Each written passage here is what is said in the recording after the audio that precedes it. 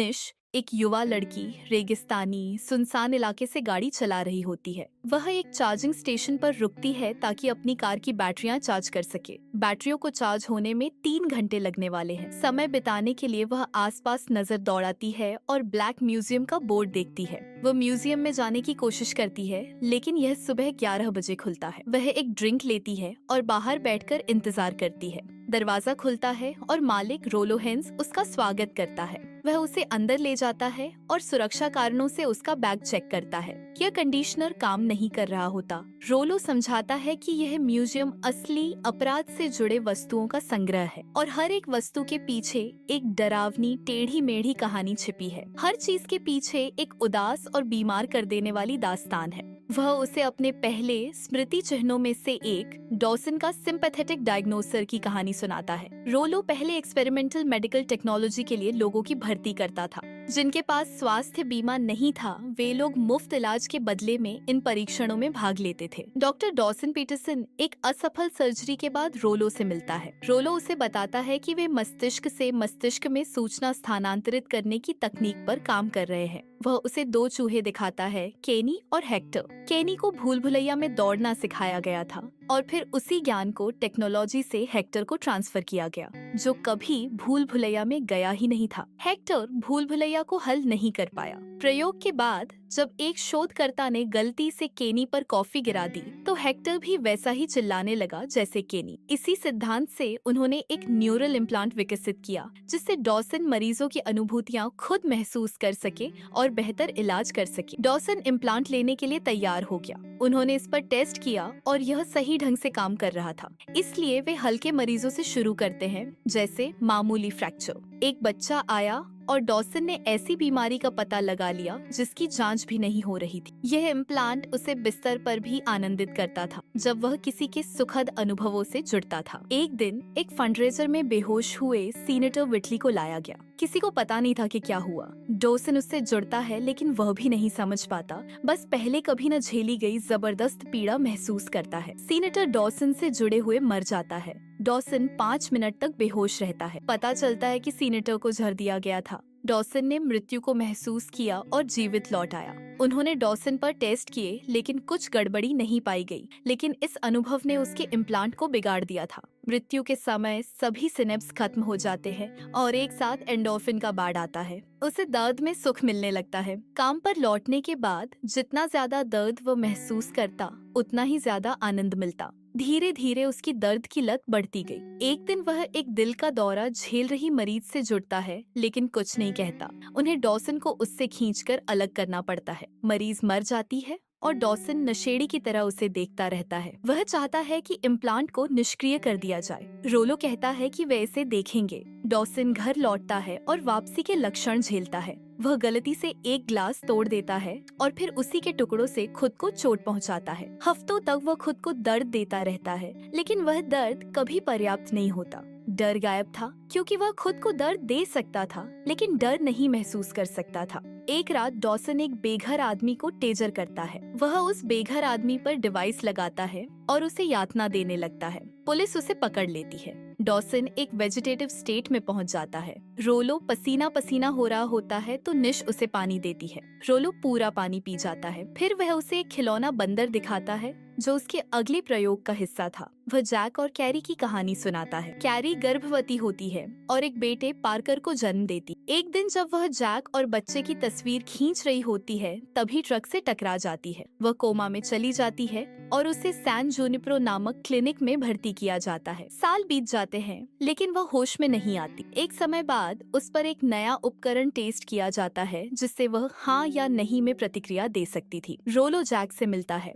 वह बताता है कि वे एक ऐसी तकनीक पर काम कर रहे हैं जिससे किसी की चेतना को एक मस्तिष्क से दूसरे मस्तिष्क में स्थानांतरित किया जा सकता है। वे कैरी की चेतना को जैक के दिमाग में डाल सकते हैं और वह जैक जो देखेगा वही देखेगी, वही महसूस करेगी। जैक कहता है कि वह सोचकर बताएगा, लेकिन कैरी डिवाइस के जरिए हाँ का संकेत देती है। जैक मान जाता है और ट्रांसफर शुरू होता है। जैक अपने दिमाग में कैरी की आवाज सुन सकता है। जब वह सेब पकड़ता है तो कैरी उसे महसूस करती है। जैक एक कौर लेता है और कैरी स्वाद भी महसूस कर पाती है। जैक अपने बेटे को गले लगाता है। शुरुआत में सब ठीक रहता है, लेकिन जल्द ही दोनों के बीच आम मतभेदों को लेकर बहसें शुरू हो जाती है। कैरी सिर्फ एक यात्री बनकर रह जाती है जिसकी अपनी कोई आजादी नहीं होती। जैक की निजता खत्म हो जाती है। जैक फिर रोलो के पास जाता है, जो उसे थोड़ा नियंत्रण देने की बात करता है। जैक को अब कैरी को पॉज पर डालने का विकल्प मिल जाता है। एक बार जब जैक लिफ्ट में एक लड़की को घूरता है तो कैरी से बहस हो जाती है। वह उसे 2 महीने के लिए पॉज कर देता है। कैरी नाराज होती है और अपने बेटे पार्कर को देखना चाहती है।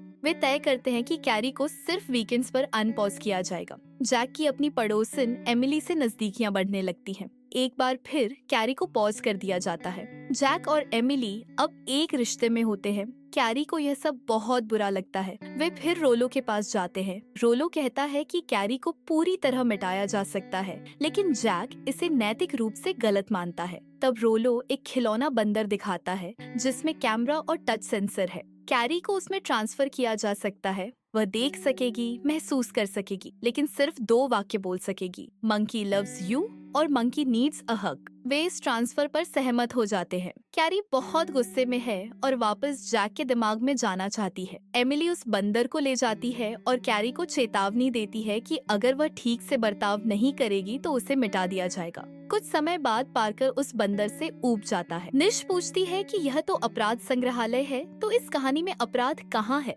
रोलो बताता है कि संयुक्त राष्ट्र ने चेतना को ऐसे सीमित माध्यमों जैसे खिलौने में ट्रांसफर करना अवैध घोषित कर दिया है। उन्हें खुद को व्यक्त करने का पूरा माध्यम मिलना चाहिए। उन्हें मिटाना भी गैर कानूनी है। यानी कैरी आज भी उस बंदर में जीवित है। रोलो को इस कारण उसकी नौकरी से निकाल दिया गया और इसी वजह से उसने यह म्यूजियम शुरू किया। वह निश को अपनी सबसे महत्वपूर्ण प्रदर्शनी दिखाता है, एक आदमी क्लेटन ली। लेकिन यह असली क्लेटन नहीं है, बल्कि उसकी चेतना का पूर्ण डिजिटल अपलोड है। वह बताता है कि वह क्लेटन से जेल में मिलने गया था। क्लेटन चाहता था कि रोलो डीएनए की जांच कराए और साबित करे कि वह दोषी नहीं है। वह रोलो को मना लेता है कि उसकी डिजिटल कॉपी बना ले और अगर वह इलेक्ट्रिक चेयर पर भेजा गया तो मुनाफे का हिस्सा उसकी फैमिली को मिलेगा। क्लेटन की पत्नी उसे ऐसा न करने की सलाह देती है, लेकिन वह कहता है कि इससे उनके सिर पर छत बनी रहेगी। क्लेटन को सजा हो जाती है, जबकि मर्डर को लेकर संदेह था। डीएनए से छेड़छाड़ की गई थी। रोलो ने उसे चेयर पर भेजे जाने से पहले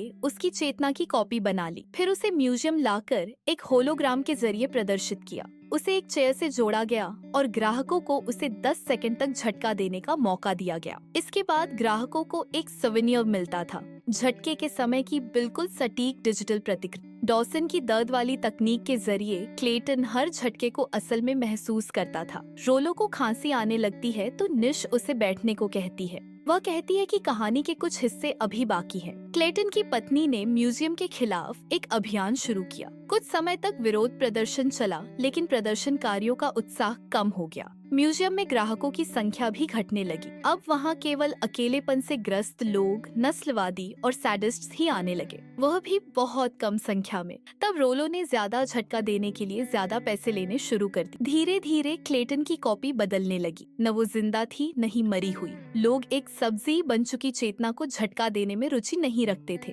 क्लेटन की पत्नी म्यूजियम आई और उसे देखा। निश अपने हाथ कांच पर रखती है और क्लेटन की चेतना वहीं करती है। अब खुलासा होता है कि निश ही क्लेटन की बेटी है और आज उसके पिता का जन्मदिन है। उसे इस हालत में देखना उसकी माँ के लिए असहनीय था। वह घर गई और शराब की बोतल के साथ नींद की गोलियां खाकर जान दे दी। निश बताती है कि एयर कंडीशनर उसी ने हैक करके बंद किया था और पानी में जहर उसी ने मिलाया था जो उसने रोलो को पिलाया। फिर वह रोलो के सिर पर एक डिवाइस लगाती है और उसकी चेतना को अपने पिता के वर्चुअल ब्रेन में ट्रांसफर कर देती है। अब रोलो ही झटका झेलने वाला है, लेकिन इस बार बिना किसी समय सीमा के। वह लीवर खींचती है और देखती है कि उसका पिता अब रोलो को झटका दे रहा है। निश एक सोवेनियर लेती है जिसमें रोलो को हमेशा के लिए झटका मिलता रहता है। वह बंदर वाला खिलौना भी साथ ले जाती है। फिर वह म्यूजियम से निकलती है और अपनी कार में वह सोवेनियर लटकाती है। ये भी सामने आता है कि उसकी माँ की चेतना उसके दिमाग में मौजूद है। एपिसोड का अंत होता है जब निश कार चला रही होती है और पीछे म्यूजियम जलकर खाक हो जाता है। चैनल को लाइक और सब्सक्राइब करना न भूलें।